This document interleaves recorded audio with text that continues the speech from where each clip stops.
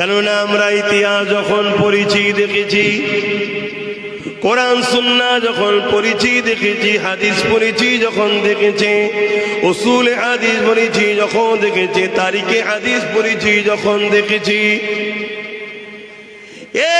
যুবকেরা তরুণেরা তাফসীর যখন পড়েছি দেখা গেছে হযরতে মুসা আলাইহিস সালাম আল্লাহ পাকের কাছে আরজু করেছিলেন, ও রব্বি আল্লাহ পাক আমি আপনাকে দেখব।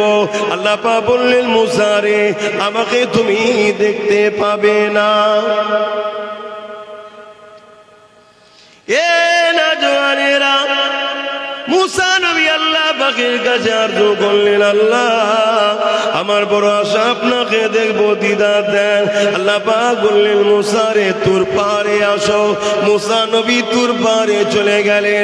70,000 নূরের পর্দাকে সরিয়ে দিয়ে আল্লাহ পাকের নূরের তাজাল্লি তুর পাহাড়ে এসে পড়ল। আল্লাহ নয়, আল্লাহর কুদরতি নূরের তাজাল্লি যখন পড়ল, সঙ্গে সঙ্গে মুসা নবী অজ্ঞান চৈতন্য হয়ে গেল। তুর পাহাড়খানা পুড়ে ছাই হয়ে গেল, যেটাকে আমরা সুরমা বানাই।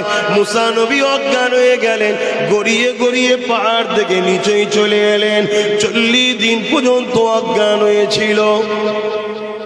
কতদিন? আল্লাহকে দেখেন, এটাও আল্লাহর কুদরতি তাজাল্লি। শুনছেন তো? এই যে সুরমা দি চোখে, এটাই তুর পাহাড় জ্বলা আল্লাহর নূরের তাজাল্লিতে এই তুর পাহাড়ে পুড়ে গিয়েছিল। সেটা এখন আমরা সুরমা বানাই। যদি কারো চোখের প্রবলেম হয়, ওই সুরমা লাগালে আল্লাহ তার চোখের রোশনিকে দ্বিগুণ করে দেয়। জোরে বলুন সুবহানাল্লাহ।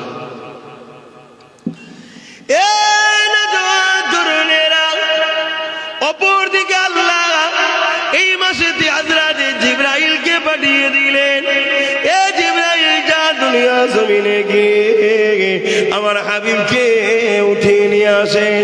হযরতে জিবরাইল চলে আসলেন আমার নবী পাককে উঠাতে।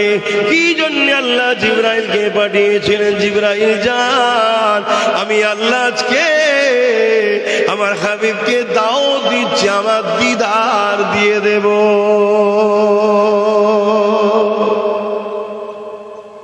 মুসা নবী দেখা সব করলো বারবার।